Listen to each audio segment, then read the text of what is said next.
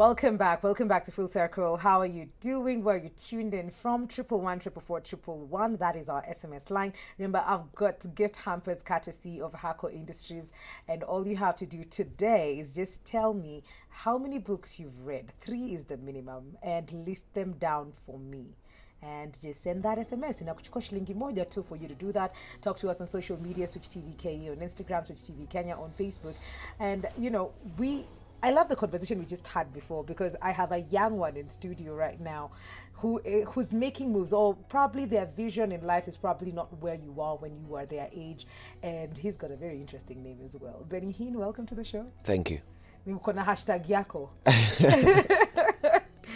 Karibu sana. Thank you. Kindly introduce yourself. Tell us how old you are just before we get into this conversation. My name is Bennyhinn Olubengo. I'm 19 years old. I'm a public speaker, an author, corporate trainer under Eagles Consultancy Firm.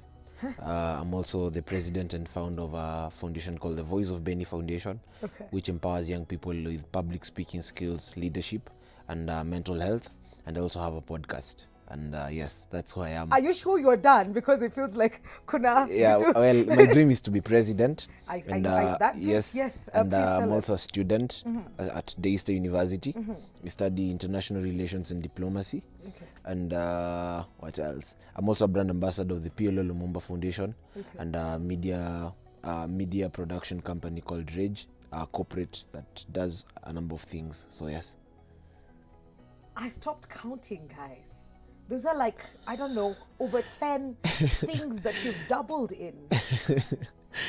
Over 10 things. You're just 19. Yes. For me, I understand that greatness is not basically about age. Greatness begins when you begin. When you look at the Bible, David was killing Goliath at the age of 16. Joseph became a governor at the age of 17. Daniel at the age of 19. And so you realize that greatness begins when you begin. There's a guy called Solomon Mahangla in South Africa. He led a revolution at the age of 19, 500,000 people in the streets. And so when I read such documents and such papers, they empowered me to think that, well, this thing is not about age. Success comes with age, but greatness does not come with age. It begins when you begin. You are defying all the odds. If anybody out there thought, oh, I'm too young, I can't do all these things. Well, Benny is doing it. So what makes you not do it? When you look at the age that we are in right now and the, your age mates, would you say you're very lucky with the amount of technology or the amount of information that is out there for you? Well, this is my thinking. In this generation, one doesn't have an excuse not to be great. It's all about I can say greatness is affected by 5 factors. Number 1 is the exposure, the level of exposure that someone has. There are things that will open your mind because of the exposure that you have, and the exposure I mean in terms of books, in terms of the people around you, and so there are different levels of exposure. Number 2 is also the environment, the environmental spheres around you. Like what influences you, what do you listen to, who do you listen to? And then number 3, I also think it is the willpower. And the willpower can be generated also in 3 ways. Willpower can be generated by the friends that you have. If the friends that you have are all about let's chill, let's just have an easy time.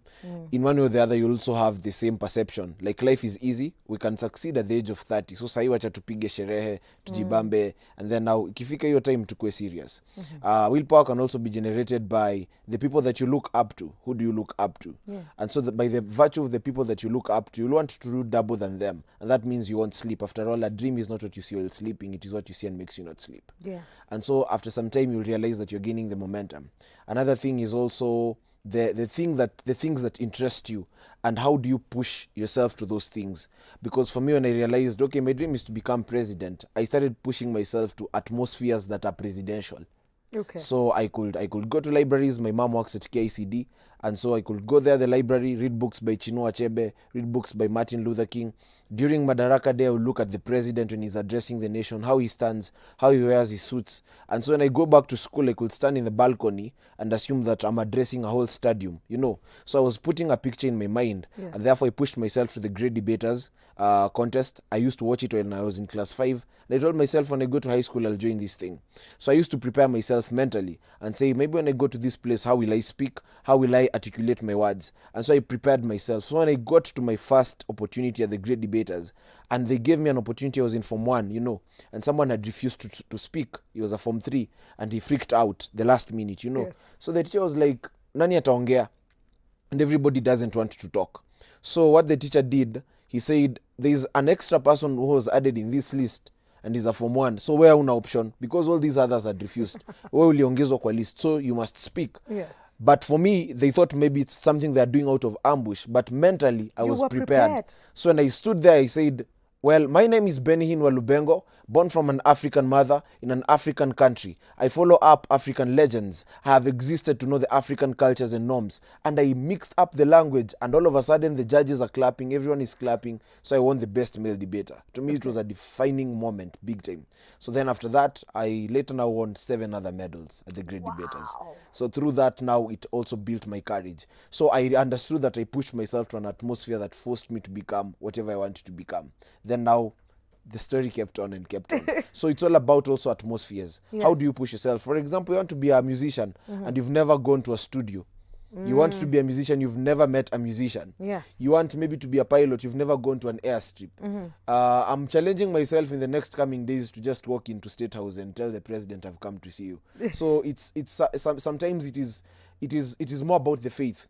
Because we are living in a country where the unemployment levels are very high, Yes. where opportunities are very scarce, and where the rates of hopelessness are very high. So you need a radical type of faith in order to become great. You shouldn't wait. Don't wait to graduate. You just need to start doing something. Because they say that champions are made in the gym but awarded in the ring. So many people are not in the gym, but they want to go to the ring. Yes. What set you on this path? Being president, what kind of a president are you imagining Benny Walubengo to be? Wow. I look up to 3 M's. Okay. Malema, Mahatma, Mandela. Okay. I pick all attributes from... I take... In every person, I take one attribute. Okay. Now, when I was born, I was named Bennyhinn because I was born on the same day Bennyhinn came to Kenya. Yeah. On 19th December 2001. Then now, I realized that I was very talkative, I was very hyper in class, and it was a problem. Most of the time, It the teachers always were is like, a problem. Yes, the teachers were like, hey, this boy Bana is talkative. And I remember it was even sometimes written in noisemakers when I'm not in 20. school. Yeah. There's a day I was not in school, then I asked them, why have you guys written me noisemakers? Then they're like, hata penye ulikuwa unapiga kelele. So I realized I'm just, naturally I'll talk in class. You'll feel my presence in class. And so at some point I was given an opportunity to be a prefect, thinking that I will tone down. Yeah. But now it gave me positive energy. Now Yes. I was talkative, leading group discussions. And so I realized that I could say something and the class would go quiet. I would say a story, it will take over the whole attention of the class. So sometimes the teacher was like, kabla tuanze lesson, hii ongea story ndo to distract katikati. So I realized it's a certain form of power of influence. Okay. But this influence wasn't directed to something, you see. So this influence at some point led to a little bit of distraction.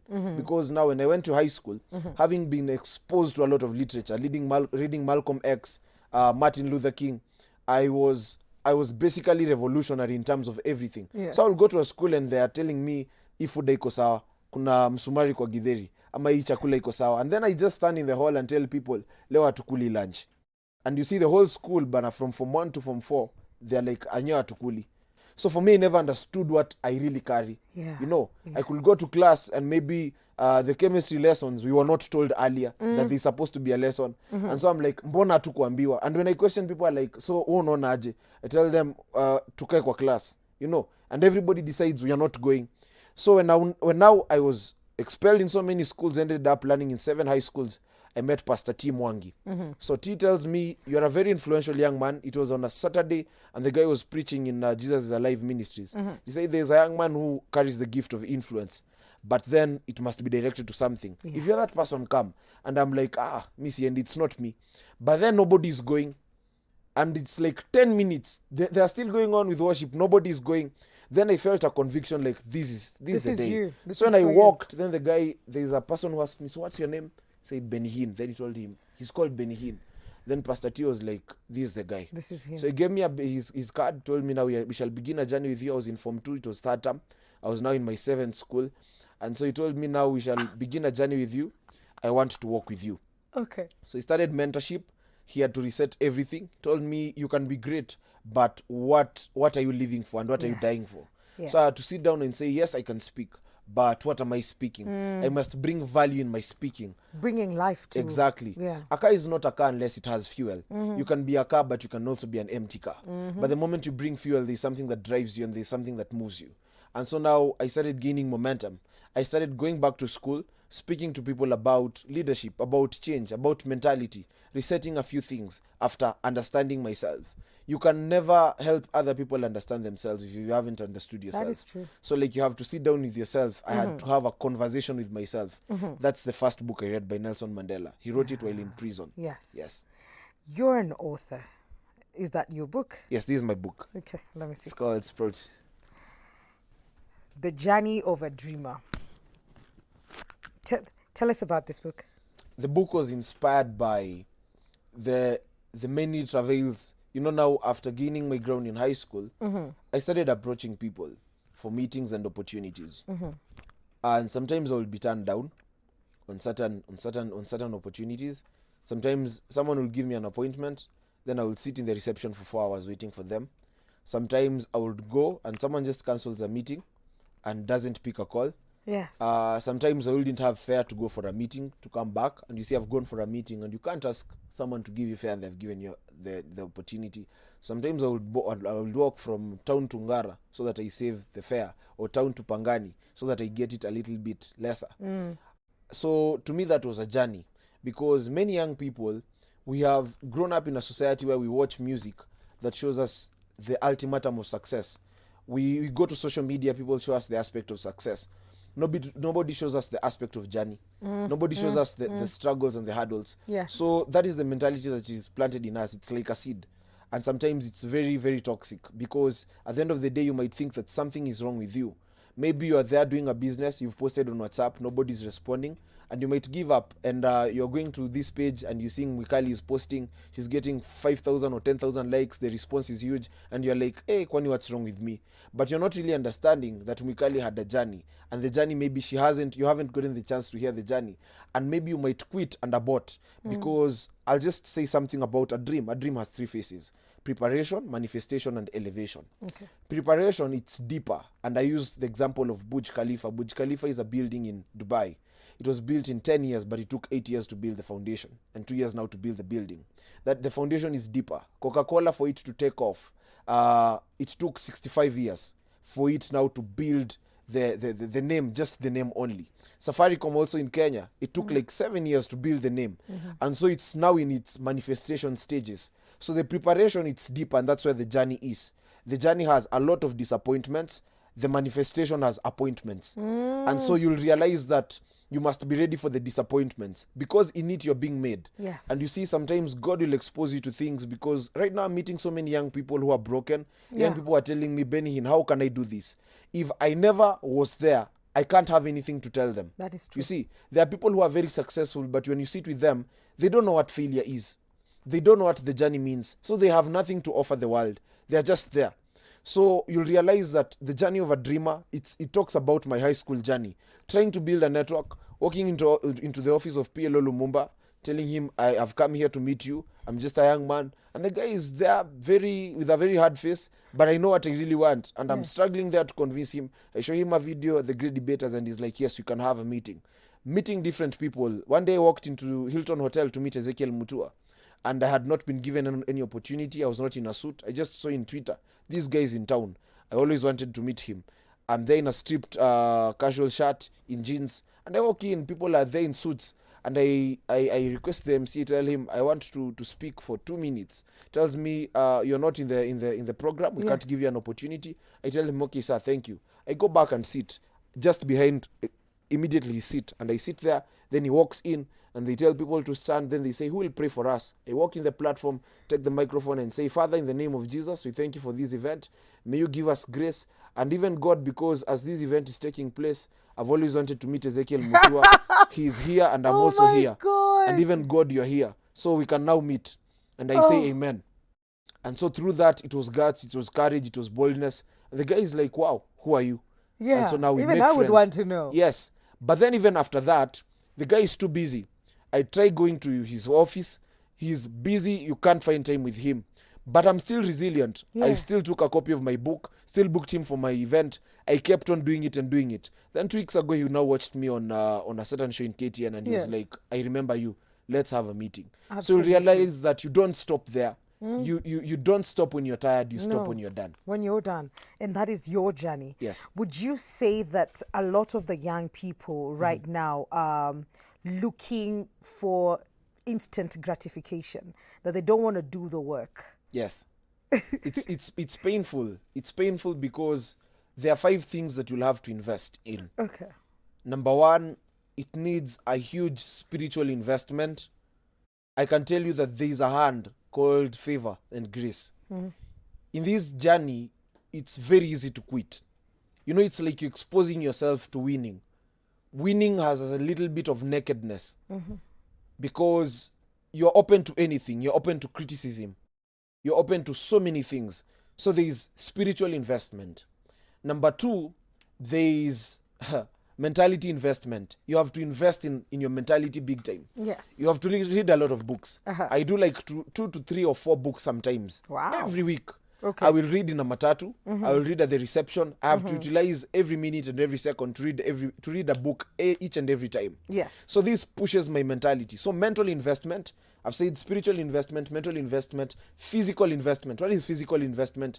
These are the good things of life. You must have a nice watch for the impression at the meeting. Okay, you know. okay. You must look for a good shoe. You must have a nice suit. Okay. I joined Daystar last week and I won Mr. Orientation. I saw that. And You it were was in the looking first good. day in the school. Yes. And I won it because of a suit. Yeah. I just entered in the room and they were like, this guy has a nice suit. So physical investment, these are things like suits, things that will build your image, because you can't speak of success and you look like a failure. Hulu. Yes, you can't speak prospect and you look like a suspect. Okay. So that is Okay. physical investment. Another thing, you'll have to invest in social investment, that is networks. You'll have to meet a lot of people. It is not all of them will really help you. They say that among the 100% of people that you meet, it's only 2% that will help you. So these 100% means that you have to meet, like, if let's say 5,000 people. What's 2% in 5,000 people? 2% is like I hope you're not asking me. Are you? 2% is like 2% is like Fanya Sabo. 2% is like 100 people. Okay. So it's basically That's very little. yes. That's true. So Yeah. you realize that you need to meet as many people as you can. It's Yeah. not only a few people. That's social investment. Another thing that you really have to invest in, also big time, it's called the future investment. Okay. Future investment, these are the things that really will not really assist you as per now, but they'll assist you in the future. You need to go and learn a skill. You need to perfect an art. Like right now, I'm perfecting the art of speech, and I'm doing sessions every day to help people perfect the art of speech in the boardroom. Okay. So like you'll need to invest also in the future investment. Then something else that you'll have to invest in is friendships. Okay. Friendships are very important. Friends will mention you in big rooms. Friends will say something about you. So like you also need to invest in that, and also Benny, financially.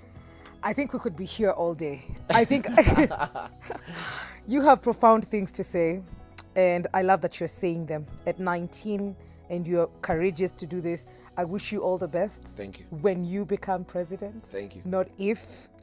Keep walking that journey and keep mentoring, the young ones as well as they walk this journey as well. Yes. How can people get in touch with you? Well, I have a public number in case you want to get a book or any speaking engagement. 0775 976 643. Say that again. 0775 976 643. Okay. Then my social media handles: Instagram Bennyhinn_Lubengo, on YouTube Voice of Benny Bengo. Okay. Yes. Thank you so much, Benny. It was lovely having you on the Thank show. you. I have 5 more winners for you. Hello, Mwikali. I'm Terajina. I love what Jeff has shared this morning about books. I have read Susan's Diary for Nicholas by James Patterson. If Tomorrow Comes, Sydney Sheldon, Memories of Midnight. Your number ends with 629. Good morning, Mwikali. I've read 5 books. The Richest Man in Babylon, Finishing What You Start by Peter Holland. The Alchemist by Paulo Coelho, 681. Morning, Mwikali. I've read 5 books this year. Gifted Hands, Ben Carson. The Purpose of Living by Miles Monroe. Get Out of Your Comfort Zone by Miles Monroe. Your number ends at 349. Morning, Mikali. I believe every day is a learning day. It's been 5 months since I finished high school. I've been reading a book a month, which I think is helping me improve. The Girl He Never Noticed, Dracula, If Tomorrow Never Comes, na zingine za Perry Mason. I hope I get a hamper. Yes, you get a hamper. 148, the last 3 digits of your number. Hi, Mikali. I'm Fiona Chep from Kikuyu. I've read 8 books: The Branded Man, Goddess of Vengeance, Love Languages, Becoming, Rich Dad, Poor Dad, The Secret Admirer. Your number ends with 036. So congratulations to all our winners. Those are 10. That means we've got 10 more gift hampers to go. We'll be right back after this break.